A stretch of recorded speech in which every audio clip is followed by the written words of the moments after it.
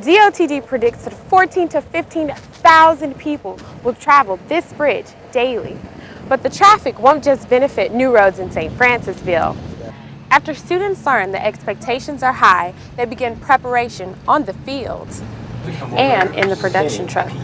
The day quickly shifts from rehearsal to live game action. Whether you have a clunker or an expensive car, there are some things you should take into consideration before you pull in to park. Those who most closely follow the diet were 36% less likely to have areas of damage in their brains than those not following the diet.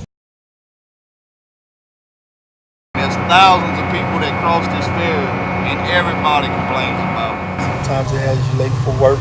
These are the frustrations of those who travel the ferry connecting St. Francisville and New Roads. St. Francisville Mayor William DeQuilla explains that calling the ferry an inconvenience is an understatement. And it's 75-mile round trip from New Roads to St. Francisville when the ferry is not running. When the ferry is running, it's a 7-mile trip. Construction began this January on the John James Audubon Bridge that will replace the St. Francisville Ferry. New Roads Mayor Tommy Nelson says the bridge will do more than hush the complaints of commuters. And it's bringing in new revenues into our city, creating new jobs, and really helping with our tax base. According to Nelson, the amount of businesses in New Roads is up 50% from last year, and even more businesses will relocate to New Roads because of the bridge. DOTD predicts that 14 to 15,000 people will travel this bridge daily.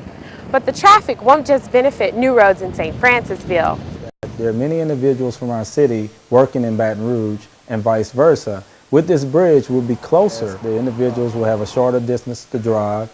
It will save gas, time, money. The bridge also directly stimulates job growth, not only in Baton Rouge, New Roads, and St. Francisville, but all over the state. All LA Time projects require at least 80% of those working on the bridge to be Louisiana residents.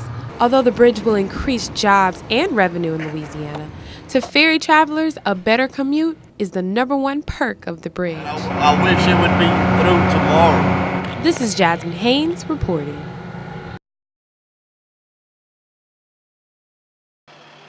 Ask anybody about Louisiana shrimp, and you'll usually get this response. I say bon.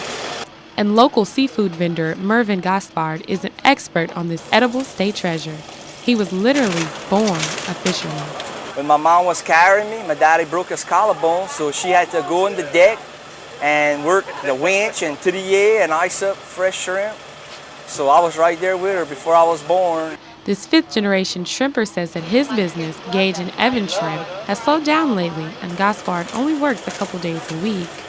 Due to free trade and other issues in our industry, our prices dropped to rock bottom, where shrimpers can't afford to sell at the docks no more to buy fuel and ice to go back out. Within a year, the price of local shrimp has dropped from $3 to less than $1 per pound, while Louisiana is #1 in producing domestic shrimp. According to the USDA, 90% of shrimp eaten in the U.S. are imports. Farmers markets like these support vendors like Gage and Evan Shrimp, and some restaurants are doing their best to help local fishermen. University seafood manager Paul Tran says he buys homegrown shrimp with good reason. When you own a restaurant, you want the best quality for your customers, and that's why I use Louisiana Gulf shrimp. While foreign shrimp can be cheaper than domestic, Tran also fears that imports contain chemicals and don't go through enough testing. I'd rather be paid more than $1, $2 more per pound, but I'm getting quality shrimp. Fishermen and local businesses all agree on one thing. The taste and the smell and the looks of our shrimp comes fresh out Louisiana waters. You can't get no better than that. This is Jasmine Haynes reporting.